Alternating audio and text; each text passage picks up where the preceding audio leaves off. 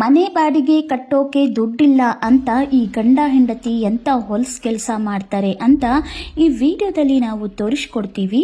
So ನೀವು ಇಲ್ಲಿ ನೋಡ್ತಾ ಇರಬಹುದು, ಇಬ್ರು ಗಂಡ ಹೆಂಡತಿ ಮಾತಾಡ್ಕೊಳ್ತಾ ಇರ್ತಾರೆ. ಇವಾಗ ಮನೆ ಮಾಲೀಕ ಬಂದು ಬಾಡಿಗೆ ದುಡ್ಡನ್ನ ಕೇಳ್ತಾನೆ. ಎಲ್ಲಿಂದ ಕೊಡೋದು, ಎಲ್ಲಿಂದ ತರೋದು, ದುಡ್ಡು ಬೇರೆ ಇಲ್ಲ. ಅವ್ರು ಬೇರೆ ಇವಾಗ ಬರ್ತಾರೆ, ಬಂದ ತಕ್ಷಣ ದುಡ್ಡನ್ನ ಕೇಳ್ತಾರೆ.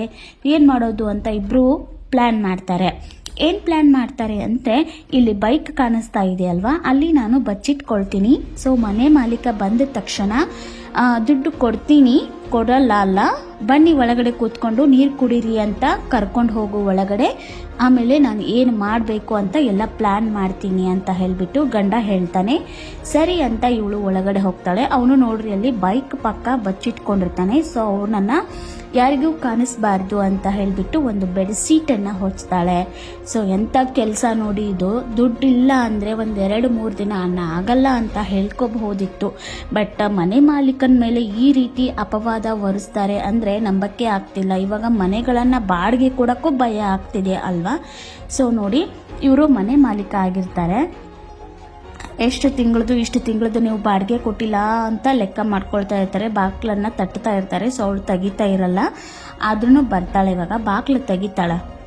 ಸೊ ಅವರು ಲೆಕ್ಕ ಮಾಡ್ಕೊಂಡಿರ್ತಾರೆ, ಯಾರು ಎಷ್ಟು ಕೊಟ್ಟರು ಏನು, ಒಂದು ವಟಾರ್ ಅಂತ ಇರುತ್ತಲ್ವ. ಸೊ ಅವ್ರದ್ದೆಲ್ಲ ಬಾಡಿಗೆ ಇಸ್ಕೋಬೇಕಾಗತ್ತೆ. ನೋಡಿ, ಅವ್ರು ಬಂದ ತಕ್ಷಣ ರಂಭಿಸ್ಕೊಂಡು ನಮಸ್ಕಾರ ಹಾಗೆ ಹೀಗೆ ಎಲ್ಲ ಮಾಡ್ತಾ ಇರ್ತಾಳೆ. ಸೊ ಬಾಡಿಗೆ ಕೊಡಮ್ಮ, 3 ತಿಂಗಳಾಯಿತು ನೀವು ಬಾಡಿಗೆ ಕೊಟ್ಟಿಲ್ಲ, 3 ತಿಂಗಳ ತನಕ ವೆಯ್ಟ್ ಮಾಡೀನಿ, ಕೊಡು ಅಂತ ಅವ್ರು ಹೇಳ್ತಾರೆ. ಸೊ ಕೊಡ್ತೀವಿ ಸರ್, ಇವಾಗ ಸಂಜೆನೇ ಕೊಡ್ತೀವಿ ಹಾಗೆ ಹೀಗೆ ಅಂತಲೂ ಹೇಳಲ್ಲ ಅವಳು. ನಿಮ್ಮ ಕಾಲು ಹಿಡ್ಕೊಳ್ತೀನಿ, ಕೊಡ್ತೀನಿ ಅಂತ ಹೇಳಿಬಿಟ್ಟು ಅವನಿಗೆ ಒಂಥರ ಟಚ್ ಮಾಡಿ, ಮೊದಲೇ ಮುದುಕದನ, ವಯಸ್ಸಾಗಿದೆ, ಆಸೆ ಬೇರೆ ಜಾಸ್ತಿ ಇರುತ್ತೆ. ಸೊ ಹಾಗಾಗಿ ಅವರಿಗೆ ಏನು ಅಂದರೆ ಟಚ್ ಮಾಡೋದಾಗಲಿ, ಸ್ಮೈಲ್ ಮಾಡೋದಾಗಲಿ, ಸೊಂಟ ತೋರಿಸೋದಾಗಲಿ ಈ ರೀತಿ ಎಲ್ಲ ಮಾಡ್ತಾಳೆ. ಸೊ ಆ ಅಜ್ಜನಿಗೆ ಆಸೆ ಆಗಿಬಿಡತ್ತೆ ಅವಳ ಮೇಲೆ.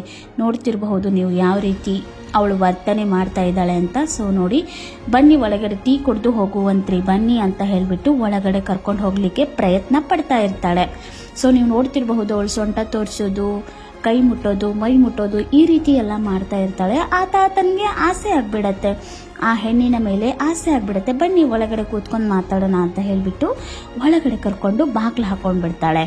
ಅಷ್ಟೊತ್ತಿಗೆ ಅವಳು ಏನು ಮಾಡ್ತಾಳೆ ಅಂತಂದರೆ, ತನ್ನ ಗಂಡ ಎದ್ದು ಬಂದು ಬಾಗ್ಲ ತಟ್ಟಲಿಕ್ಕೆ ಸ್ಟಾರ್ಟ್ ಮಾಡ್ತಾನೆ. ಸೊ ಅವರಿಬ್ಬರು ಬಾಗ್ಲು ಹಾಕೊಂಡಿರ್ತಾರಲ್ವ. ಸೊ ಏನೂ ನಡೆದಿರಲ್ಲ ಒಳಗಡೆ. ಸೊ ಅವಳು ಸುಮ್ಮನೆ ಬಂದು ಈ ರೀತಿ ಆಯಿತು ಅಂತ ಗಂಡನ ಮೇಲೆ ಹೇಳ್ತಾ ಇರ್ತಾಳೆ, ಗಂಡನ ಹತ್ರ ಹೇಳ್ತಾ ಇರ್ತಾಳೆ, ಈ ಮನೆ ಮಾಲೀಕ ನನ್ನ ಶೀಲನ ಹಾಳು ಮಾಡ್ತಾ ಇದ್ದಾನೆ ಅಂತ ಈ ರೀತಿ ಎಲ್ಲ ಹೇಳ್ತಾಳೆ. ಸೊ ಗಂಡ ಇವರೇನೂ ಆಗಿರಲ್ಲ, ಬಟ್ ಮನೆ ಬಾಡಿಗೆ ಕಟ್ಟಬಾರ್ದು ಅನ್ನೋ ಕಾರಣಕ್ಕೆ ಈ ರೀತಿ ಒಂದು ನಾಟಕ ಮಾಡ್ತಾ ಇರ್ತಾರೆ ಅಷ್ಟೇ. ಸೊ ನೋಡ್ತಿರ್ಬಹುದು, ನಾನು ಪೊಲೀಸ್ ಕಂಪ್ಲೇಂಟ್ ಕೊಡ್ತೀನಿ, ನಾನು ಪೊಲೀಸ್ ಅವ್ರಿಗೆ ಕಾಲ್ ಮಾಡ್ತೀನಿ ಅಂತ ಹೇಳಿಬಿಟ್ಟು ಆಕಿನ ಗಂಡ ಹೆದರ್ಸ್ತಾ ಇರ್ತಾನೆ.